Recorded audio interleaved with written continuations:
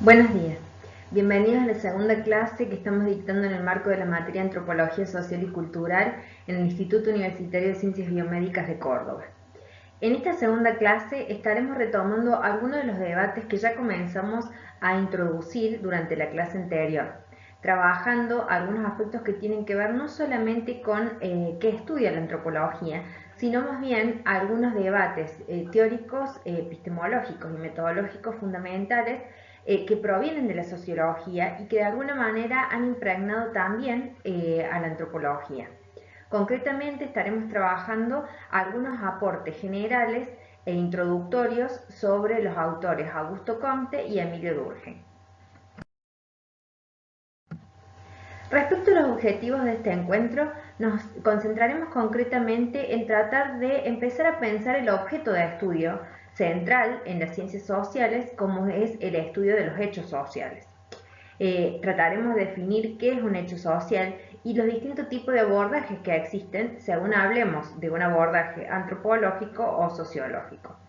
También vamos a hacer algunas reflexiones sobre por qué estamos estudiando esto en una carrera de medicina. ¿Podemos hablar de hechos sociales existentes en la medicina? Y por último, trabajaremos todos estos conceptos a través del planteo de los autores Comte y Durkheim, que retomaremos la semana entrante a partir de algunas investigaciones específicas que hizo sobre todo Durkheim y que pueden servirnos para comprender sus aportes, sobre todo en la sociología médica, en las ciencias de la salud. En esta diapositiva retomamos algunos de los conceptos y debates que estuvimos introduciendo la semana pasada respecto a qué estudia la antropología y concretamente entendiendo que esta es una disciplina que proviene justamente de las ciencias sociales. La semana pasada, de alguna forma, introducimos que la antropología es una disciplina científica justamente porque tiene un método científico. Esto, que para algunos puede sonar un debate cerrado, por supuesto que en algunas disciplinas todavía sigue siendo de alguna manera algo disruptivo ante el predominio de ciertos métodos científicos provenientes sobre todo de las llamadas ciencias duras. No obstante, vamos a ir viendo a lo largo de la materia que esta brecha, afortunadamente, de a poco se va cerrando, en tanto se va comprendiendo que todas las ciencias tienen especificidades en cuanto al tipo de objetos o sujetos de estudios con los que trabajan y que cada una de ellas puede brindar distintos abordajes para comprender la complejidad de nuestra realidad social. Ante ello, queremos recalcar a partir de esta diapositiva que cuando hablamos de la antropología hablamos de una disciplina de corte científico, cuyo objeto, de manera semejante a la sociología, tiene que ver con el estudio de los hechos sociales. En esta clase, justamente lo que estaremos tratando de debatir es qué son los hechos sociales y cómo fueron los primeros abordajes de aquellos autores pioneros al reconocer la diferencia o especificidad de las ciencias sociales respecto a otras ciencias. Antes de estudiar el contexto que nos permite comprender algunos de los planteos pioneros que trabajaron el tema del origen de las ciencias sociales y sus objetos de estudio, en este caso los hechos sociales, les invito a ver el tráiler de un documental que toma como referencia el argumento que utilizó la película La Ola. Allí ustedes van a ver los protagonistas en primera persona comentando su experiencia en una escuela. La pregunta que les hago a partir de esta película es lo siguiente. ¿A qué temática justamente hace referencia tanto la película o el documental que ustedes van a ver? ¿Cómo se relaciona esta película con el concepto de hechos sociales? ¿De qué creen que ustedes que se trata este concepto? A partir del concepto aparece una duda que podríamos plantearnos, que es ¿qué se considera natural y a dónde están los límites entre lo natural y lo social? Y por lo tanto, ¿qué relaciones también puede existir entre ellos? La invitación también va de la mano a poder pensar algunas realidades que estamos viviendo en la actualidad que tienen que ver con la pandemia del coronavirus, en la cual se pueden visualizar múltiples aspectos que conviven, en los cuales podríamos decir que hay aspectos sociales y naturales que se intersectan y que deberíamos poder distinguir para poder justamente brindar de alguna manera análisis o propuestas de solución que contemplen la complejidad de este fenómeno. Los invito a participar en el foro de nuestra materia para después sí seguir trabajando los contenidos teóricos previstos para esta clase. Luego de ver la película y de alguna manera ensayar algunas respuestas respecto a qué son los hechos sociales y cuáles son los límites o de alguna manera interrelaciones existentes entre aquello que se considera natural y lo social, podríamos decir que estamos en condiciones de ir un poco más atrás en el tiempo y empezar a, de alguna manera, desandar el camino sobre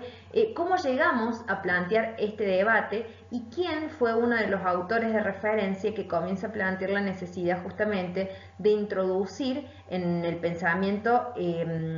científico la especificidad de las ciencias sociales y el estudio de los hechos sociales. Veamos. En primer lugar, es necesario referenciar a un autor fundamental para los inicios de la sociología como disciplina científica, que es Augusto Comte. Este autor, de alguna manera, podemos decir que va a ser un autor fundamental que va a generar su impronta luego en múltiples autores que le siguieron, entre ellos Emilio Durkheim, que es el próximo autor que veremos en las diapositivas siguientes. Antes de pasar a algunos planteos fundamentales de este autor, es necesario contextualizar en qué momento escribe, ya que de alguna forma, como dijimos en la clase anterior, la historia siempre nos sirve para comprender qué aspectos incidieron en el pensamiento de estos autores. En el caso de Augusto Comte, si bien no nos vamos a detener en cada uno de los puntos de esta diapositiva, por lo que les dejo la inquietud para que sigan explorándola, pero en principio podemos detectar que Augusto Comte vivió en un momento de múltiples cambios sociales. Fíjense que él vive en el periodo de los fines del siglo XVIII y principios del siglo XIX, viviendo hasta mediados del siglo XIX. Durante todo este periodo que él vive, va a haber una serie de cambios que se van a dar tanto a nivel económico, político, social y en el científico. Podemos ver que más allá de las improntas que tuvieron fuertemente algunos autores en su pensamiento, a partir de los cuales él va a plantear su propio abordaje teórico, como es Condorcet, Saint-Simon o Montesquieu, podemos decir que durante el periodo que él vivió había múltiples novedades respecto a los avances científicos, sobre todo provenientes de la física, la química, la biología, todo lo cual le impactó respecto a las posibilidades de crecimiento y progreso que podía llegar a tener la humanidad a partir de los desarrollos científicos que venían teniendo otras ramas científicas a partir de la metodología que utilizaban. También en este contexto, estos avances científico-tecnológicos, por supuesto que se visibilizaron en una revolución que impactó fuertemente en la industria. Así, progresivamente y en distintos momentos también, de alguna manera según los países, se fue desarrollando o dando el pasaje de una sociedad que estaba organizada fuertemente en torno a una economía rural y también un modelo organizativo, social, organizado en torno a la ruralidad, a una progresiva industrialización que llevó a la consolidación de algunos sectores sociales, como es el auge de la burguesía, introduciendo una serie de cambios en las formas de división del trabajo y también en cuanto a las jerarquías sociales. Hasta ese momento, de alguna forma, predominaban regímenes estamentales en los cuales era muy difícil hablar de conceptos como la movilidad social. Es decir, una persona que probablemente nacía Por ejemplo, siendo noble, era difícil que pensar, por ejemplo, que fuera a tener una movilidad social descendente o viceversa. Por ejemplo, si alguien nacía campesino, difícilmente podía pensar que podía ascender en la escala social. Así, progresivamente, cuando la burguesía fue adquiriendo cierto protagonismo, vamos a ir viendo también cómo ciertos actores que hasta ese momento no tenían poder comienzan a pujar políticamente para de alguna forma poner en tensión lo que habían sido las monarquías absolutas y progresivamente dando origen a lo que se conocería luego como el liberalismo constitucional, sobre todo en la medida en que comienzan a pedir de a poco la democratización de esas monarquías absolutas, introduciendo ciertos marcos normativos y de discusión parlamentaria que hasta ese momento estaba relegado a ciertos grupos sociales. Todo este contexto, ¿para qué nos sirve? Nos sirve porque de alguna forma esos cambios le llevaron a hacerse algunas preguntas fundamentales a este autor al momento de estudiar la sociedad de su época. Con estos cambios, él comienza a plantear la necesidad de justamente generar métodos que científicamente pudieran comprender qué estaba sucediendo y también predecir a futuro cómo podríamos llegar a vivir, qué problemáticas habría y a su vez cómo de alguna manera anticiparnos para, por ejemplo, generar algunas soluciones. Políticas, por ejemplo, a esos problemas. Aunque esto por ahora no era el objeto central de su preocupación, pero sí podríamos decir que era una contribución que él pretendía lograr a partir de su filosofía, que tenía una fuerte preocupación también ética, que tenía que ver con la filosofía positiva. Luego de contextualizar el momento en el cual vivió Comte y los interrogantes que de alguna manera impactaron sobre su planteo, nos parece interesante adentrarnos en algunos ejes teórico-metodológicos que lo preocupaban y que permitieron que fuera consolidando lo que hoy en día se conoce como la sociología. Como les dijimos, Comte es considerado uno de los padres de la sociología. Esto fue posible ya que tempranamente él pudo de alguna manera interpretar la necesidad de plantear un objeto de estudio específico de las sociedades. Es decir, aunque en las ciencias naturales, en general, para generalizarlo, ya se venía teniendo grandes progresos que se observaban, por ejemplo, en los desarrollos tecnológicos que vimos anteriormente, la sociedad estaba experimentando cambios que no necesariamente se estudiaban de manera sistemática. Es decir, que si bien había una multiplicidad de afirmaciones sobre esa realidad, de hecho, por ejemplo, en la misma filosofía, podemos decir que desde los comienzos de la humanidad ha sido la madre, digamos, de muchas otras, después disciplinas de corte científico, pero podríamos decir que este autor lo que le preocupaba justamente era diferenciar el conocimiento precientífico e introducir un conocimiento científico de la sociedad. Él quería descubrir qué legalidades, es decir, en este caso, qué regularidades se observaban en el desarrollo social, por ejemplo, a través de la historia de la humanidad, cómo había ido evolucionando el ser humano y a partir de eso cómo podíamos predecir los sucesos a futuro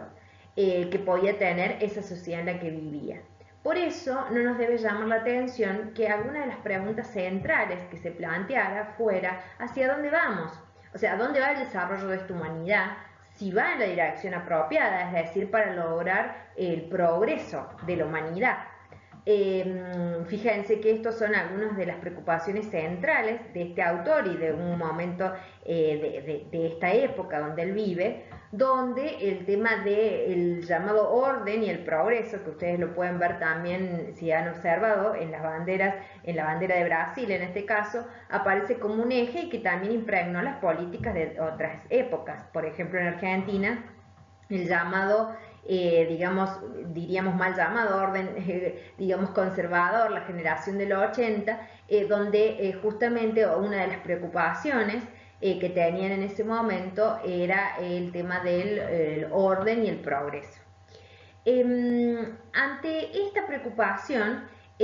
lo que va a tratar de ver es cómo hacer para de alguna manera poder estudiar y llegar a comprender esas regularidades, para poder hacer un planteo de corte científico y que permitiera predecir, pero con la rigurosidad necesaria superior a aquellas afirmaciones abstractas que él consideraba que a lo largo de la historia se habían ido dando, muchas de ellas que tenían que ver con planteos o teológicos o metafísicos. Él lo que quería llegar era a un estadio y consideraba que la humanidad estaba transitando hacia ese lugar, que era el llamado estadio positivo, donde la ciencia y el método científico iba a dar mejores explicaciones, teniendo evidentemente no solamente en la razón, sino en la observación, aspectos fundamentales para poder producir justamente mejores conocimientos. Para lograrlo, Comte consideraba que, al igual que sucedía en otras ciencias, por ejemplo las ciencias naturales, la observación sería fundamental, pero que no era suficiente, digamos, evidentemente investigar solo observando los hechos, sino también era necesario la relación con la teoría. De allí que las teorías justamente hacían referencia a modelos de interrelación entre fenómenos que han podido ser observados. De allí que si era posible aplicar esto a las ciencias que hoy en día conocemos como sociales, podríamos hablar de una ciencia relativamente autónoma, que en este caso él lo circunscribía a lo que después fue a la sociología. Este planteo sigue siendo bastante válido, incluso en algunas discusiones que hasta el día de hoy están presentes, porque tienen que ver con un abordaje metodológico que sigue siendo muy importante en las ciencias sociales y que tiene que ver sobre todo con metodologías cuantitativas de investigación que siguen tomando una fuerte impronta de las ciencias, de los métodos de las ciencias llamadas las ciencias duras, que le van a permitir explicar en parte los fenómenos sociales que observaba en ese momento. Ahora bien, si volvemos al concepto que propusimos discutir en esta materia, podríamos decir por qué y cuál es el sentido que esto encuentra el análisis de los hechos sociales. Podemos decir que este autor, como lo venimos viendo, él se preocupa por este concepto, por decir, bueno, ¿qué es un hecho social? Y concretamente, ¿cómo podemos explicarlo teniendo en cuenta que en la sociedad siempre interactúa el individuo, pero también con la sociedad?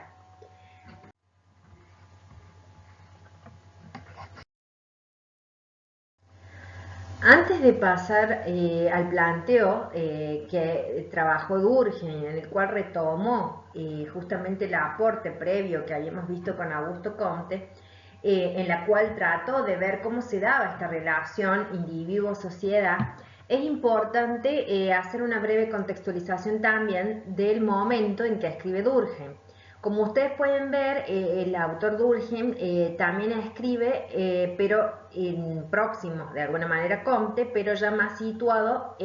entre mediados del siglo XIX y principios del siglo XX. Por lo tanto, no es llamativo que evidentemente algunos autores también que ya pasaron antes que él, hayan tenido su impronta en el planteo de Durkheim, entre ellos Saint-Simon, Augusto Comte o Herbert Spencer. ¿Qué contexto político vivía él? Él también, de alguna manera, si nos contextualizamos que es un autor francés, en este caso ya podemos ir viendo que había habido ciertas alternancias después de la Revolución Francesa, que bueno, sabemos que fue en 1789, o sea que prácticamente un siglo, un poco más de un siglo antes que él estuviera viviendo. Pero los regímenes políticos les había sido difícil en el caso de Francia adaptarse y había una coexistencia y a veces convivencia entre experiencias monárquicas y republicanas que iban alternándose bastante frustradas. Lo mismo había sido un gran impacto el hecho de Napoleón y el tema de la expansión imperial. A su vez Francia era un momento también muy convulsionado, digamos, de guerras que en ese momento habían tenido una derrota muy fuerte francesa con Prusia, problemas, digamos, en este caso, el caso Dreyfus, un problema que hubo de acusaciones porque había un trasfondo antisemita. A su vez, vamos a tener un hecho fundamental que de alguna manera va a convulsionar aún más la sociedad de esa época, aunque de alguna forma no llegó a vivir todo el primer periodo de Emile Durkheim, pero con la guerra mundial. Fíjense que él pasa prácticamente desde 1914 a 1917, un periodo de esta primera guerra mundial. Todo lo cual podemos decir que nos permite visibilizar un contexto sumamente convulsionado, donde esta mirada tan, de alguna manera, positiva que había en los autores previos y en la época respecto al progreso derivado de la ciencia, de la humanidad, si bien eh, sigue existiendo, pero hay algunas tensiones que hablan de que este orden social y este progreso no tenían una garantía ilimitada. Si bien se da, él está en un contexto económico donde hay una segunda fase de la revolución industrial, también comienza a cada vez más expandirse el comercio internacional porque este modelo, digamos,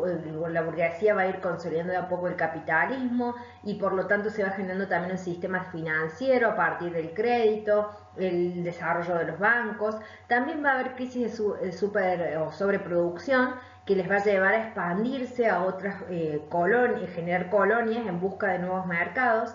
Y mientras que, si bien vamos a tener ciertas clases sociales como la burguesía, que de a poco se va consolidando, aparece un gran momento de auge de reuniones sociales, todo lo que se conoce como la Belle Époque, de estas clases sociales que cada vez más se consolidan en el poder, de secularización de la educación. Progresivamente va a haber un fuerte proceso organizativo de las clases obreras que van a empezar a pugnar y a plantear de que evidentemente no estaban conformes ante el sistema, un sistema que era fuertemente opresivo, por lo cual Durkheim se va a volver a preocupar y preguntar sobre estos hechos que sucedían y tratar de explicarlos científicamente. De hecho, va a ser un autor, como vamos a ver en la próxima diapositiva, que va a permitir un fuerte desarrollo metodológico de lo que había sido esta propuesta de la filosofía positiva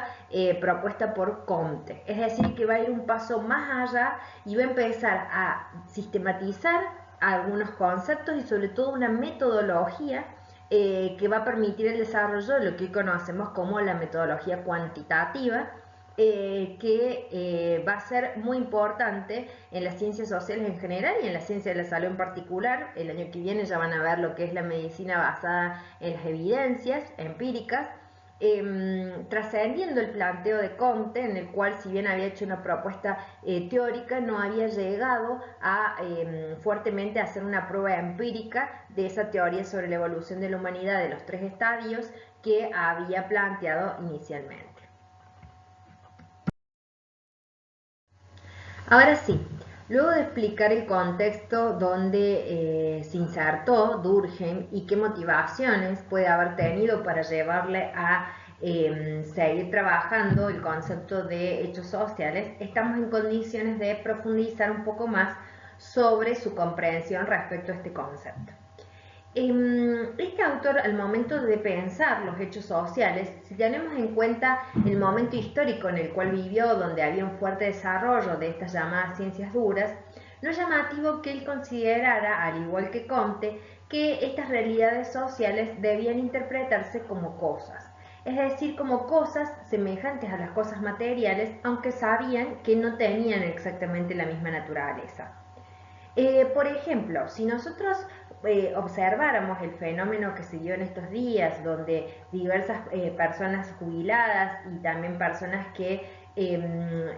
dependen de la asignación universal por hijos, que se aglutinaron en torno a los bancos, a pesar de las recomendaciones dadas por la cuarentena, podríamos decir que ese aglutinamiento se podría comprender como parte de un fenómeno social,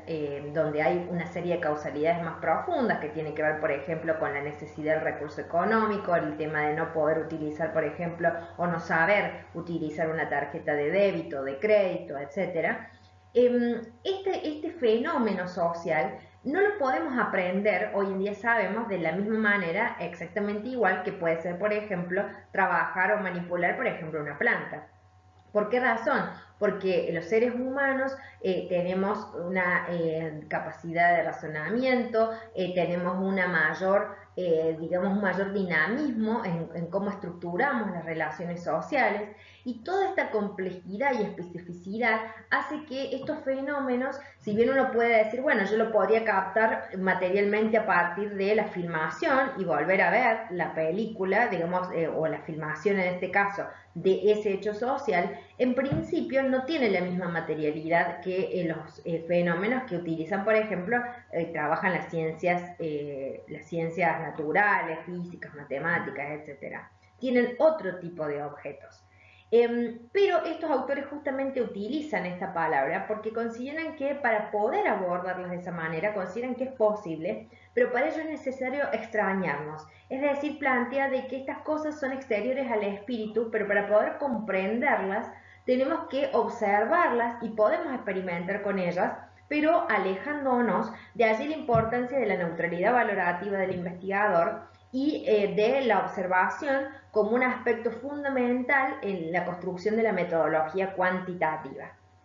Al momento de entender los hechos sociales, entonces considera que hay que tratarlos de alguna manera externalizándolos, es decir, haciéndolos de alguna manera externos al investigador. El investigador para ello tiene que poder despegarse y poder analizar esa realidad. Ahora bien, esos hechos sociales, si bien sabemos que forman parte de un colectivo, la pregunta es cómo interactúan con los individuos. Al momento de ver el documental y la película de la ola, pudimos ver que en esas interacciones escolares, no todo el grupo escolar que estuvo participando de este experimento que propuso el docente, no todos ellos a lo mejor estaban tan cómodos o conformes con la situación que iba sucediendo. No obstante, en un momento podemos ver que se generó digamos, un fenómeno social en el cual el colectivo, es decir, las decisiones mayoritarias de ese curso, fue de alguna manera determinando las acciones individuales de las personas. Es decir, que podríamos decir que un hecho social para este autor, si bien existen conciencias individuales y acciones individuales que pueden incidir en la construcción de los hechos sociales, finalmente un hecho social adquiere ciertas características incluso externas al propio individuo, llegando a tener una influencia coercitiva sobre las conciencias individuales. ¿Qué significa esto? ¿Cómo nos damos cuenta que hay un hecho social según este autor? Justamente cuando nosotros sentimos que hay una, de alguna manera, fuerza exterior que de alguna manera nos impone a hacer ciertas acciones que a veces las podemos reproducir naturalmente, consideramos naturalmente en el sentido que ya ni siquiera nos damos cuenta que las hemos recibido o nos las han de alguna manera inculcado a través de un proceso de socialización, o porque explícitamente puede haber una coerción física, es decir, algún tipo de, entre comillas, imposición que puede ser o no violenta, pero que me impone a actuar de determinada manera aun cuando yo no necesariamente esté de acuerdo.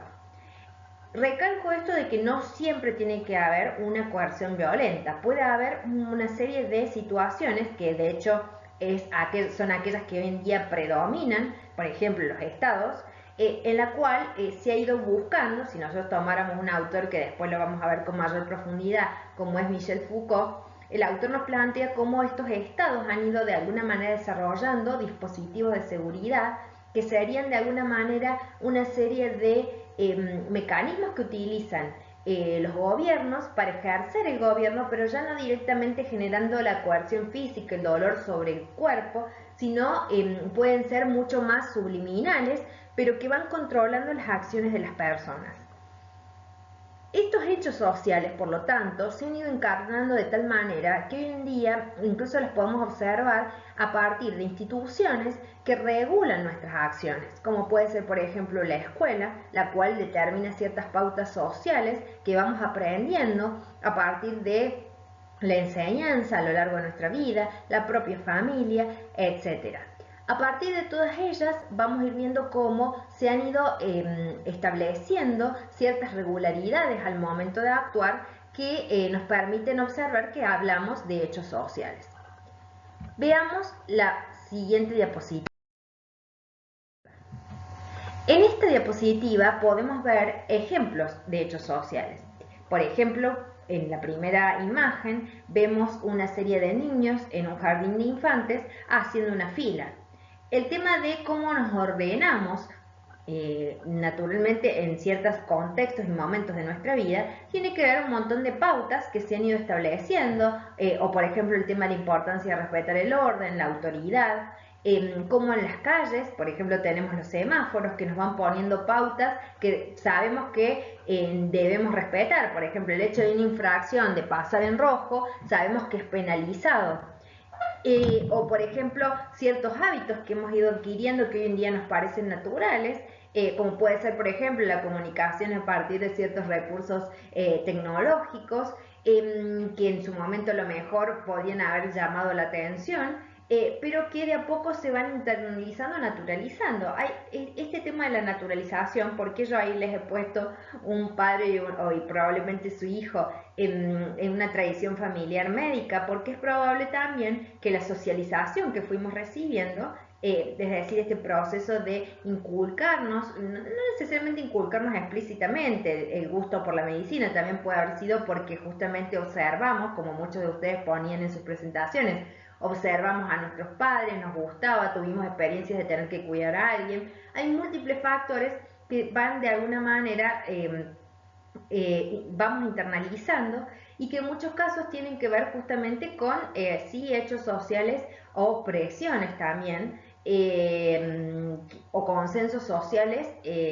a nivel incluso nacional. Por ejemplo, si ustedes han leído un libro que es Mi hijo el doctor, así se llama, podemos ver también cómo en otras épocas el consenso social que siempre hubo, la jerarquía del hecho de ser doctores, puede haber sido también un factor en muchos casos, en algunas generaciones atrás, en la cual influía en el hecho de la selección de la medicina como carrera, también con la expectativa de que eso podía generar cierta movilidad social. Con esto queremos mostrar con estas imágenes que muchas veces los hechos sociales están en múltiples aspectos de nuestra vida y a veces no nos damos cuenta cuánto los hemos ido internalizando y pensamos que son naturales o que solamente a nosotros nos suceden. En las presentaciones que les propuse la semana pasada y en los análisis que les pedí que hicieran entre ustedes, podemos ver que muchas veces existen coincidencias en aquellos gustos que tenemos, que muchas veces parecen que fueran solo personales, pero a lo largo de la materia vamos a ir viendo cómo hay cuestiones que tienen toda una explicación social y que por lo tanto no pueden entenderse de manera tan aislada, digamos, como solo parte de deseos individuales. ¿Para qué estamos tratando de abordar esta temática? Porque justamente vamos a ver que a lo largo de la carrera de la medicina nos vamos a enfrentar a múltiples situaciones que tienen también una naturaleza social y que no, digamos que hemos ido como de alguna manera naturalizando que deben funcionar de cierta manera. Muchas veces cuando se dan situaciones disruptivas, es decir, que no esperábamos que funcionaran de esa manera, nos damos cuenta de que muchas veces había ciertas convenciones sociales, culturales, políticas, etcétera, que estaban por detrás y las habíamos considerado normales. Poder de alguna manera extrañarnos frente a estos sucesos que muchas veces afectan a la salud y que, como dije recién, damos por sentado, va a ser uno de los grandes desafíos que vamos a transitar a lo largo de toda la materia, en la cual la herramienta de la reflexividad, como fue fue la primera diapositiva que les expuse la semana pasada y la retomé esta semana, van a ser herramientas fundamentales para que podamos ir desnaturalizando estos aspectos e ir viendo cómo lo natural y lo social muchas veces tienen más cruces de los que esperábamos. Bueno, por esta clase hemos terminado. La semana entrante vamos así a profundizar las relaciones de este debate conceptual que tuvimos hoy con algunos trabajos puntuales, concretamente focalizando en el trabajo de Durkheim y también con Engels, en cómo estos aportes permearon con algunas diferencias en los estudios de la sociología médica, para después sí ya empezar a adentrarnos en cómo estos aportes han influido concretamente en la antropología. Bueno, me despido esperando que estén muy bien y que tengan una excelente semana. Nos vemos la próxima clase.